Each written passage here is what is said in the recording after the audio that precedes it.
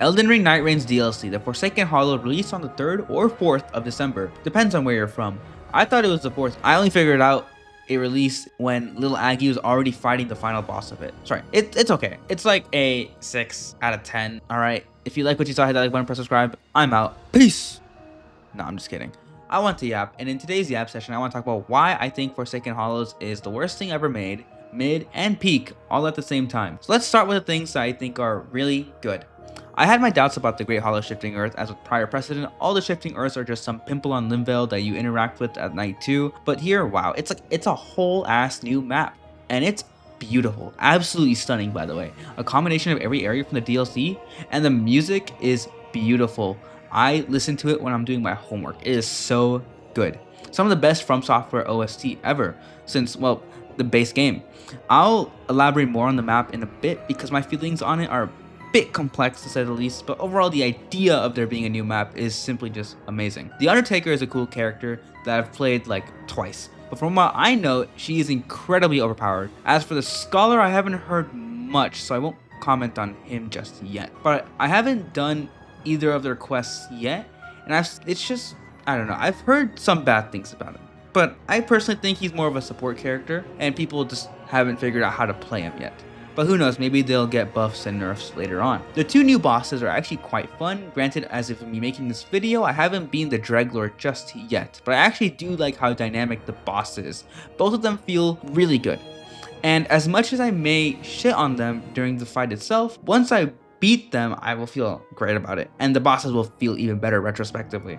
The first boss is Weapon Bequeathed Harmonia, what a name, who are a collection of 7 baddies or balancers.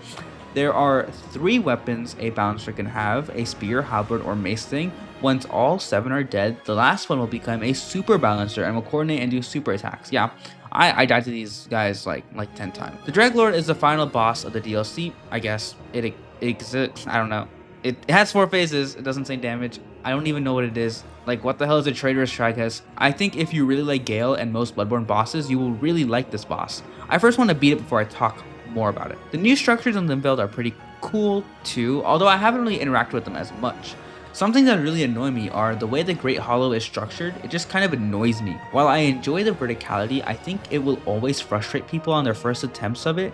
Like, at least with Limveld, it's just the structures you need to pay attention to, and it's relatively flat. In the Great Hollow, you need to switch between the layers on the map and look for the crystals and do all these other things, while there's more space for you to mess up and die from the environment alone. Overall, it's a decent alternative to Limveld for people willing to put in the time to learn it. The returning Night 1 and 2 bosses, they're okay. For the Balancers Night 1, you might have the Demon in Pain and Demon from Below, or the Cursed Blade and Divine Beast Warrior, the worst enemies from the Shadow of the Erdtree DLC.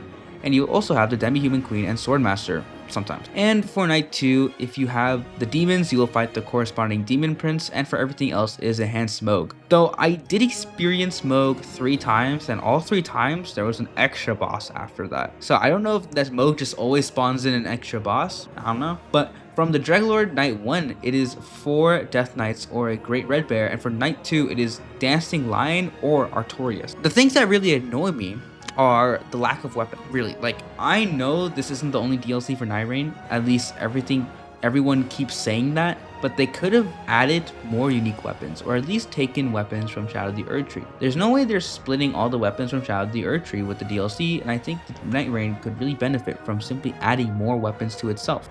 The lack of returning bosses and raids, well, the lack thereof, you can see how I don't dislike anything that the DLC adds, but I dislike the things that were not added enough of. There's only one new raid added to the game, and that is the Fire Wolves raid, where Tricephalos will cause continuous damage on the player until they've killed all 3 wolves in the area marked on the map. It can be really inconvenient as sometimes they spawn inside the Nightreign. Again, like, bro, where is the Pursuer raid? Like, come on. Fromsoftware, add this and my life will be yours. Oh yeah, they should totally add Dark Souls boss weapons as well, like the Dancer's Blades and stuff.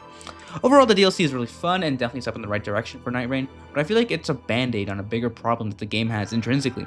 If they really just continue adding more stuff into the game like this, though with more interesting concepts and returning bosses and more weapons, I think Nightreign could easily become a really good roguelike. That's all I really have to say. If you like what you saw, hit that like button, press subscribe, hit that little bell to hit that little, oh my god. That's all I have to say. If you like what you saw, hit that like button. That's all I have to say. If you like what you saw, hit that like button, press subscribe, hit that little bell to know when I go live or upload another banger, just like if you didn't like it. But make sure to comment down below what you think of Forsaken Hollow and what can we expect from these more DLCs down the road. Peace!